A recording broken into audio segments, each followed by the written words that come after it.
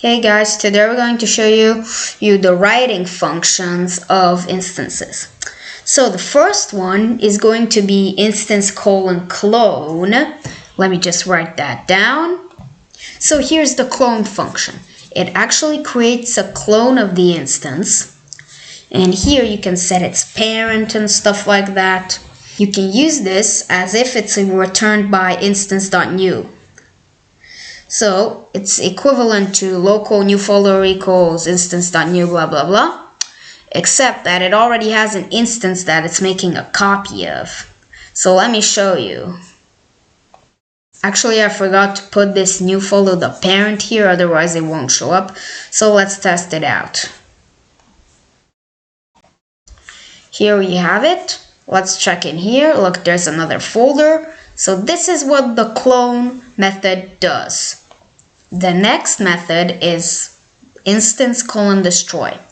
What it does, it sets the parent to nil, like this happens when you set it to nil. This, boom, it disappears.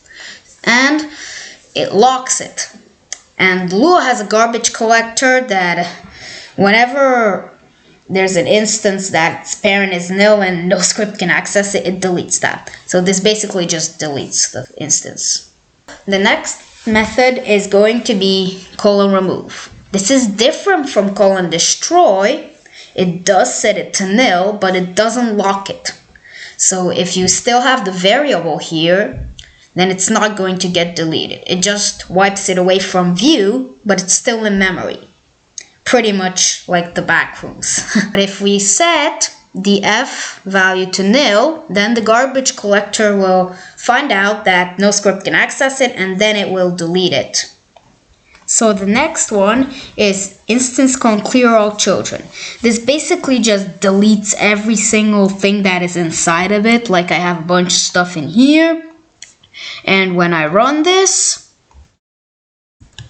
everything's gone from it. It's only the folder, nothing is inside of it anymore.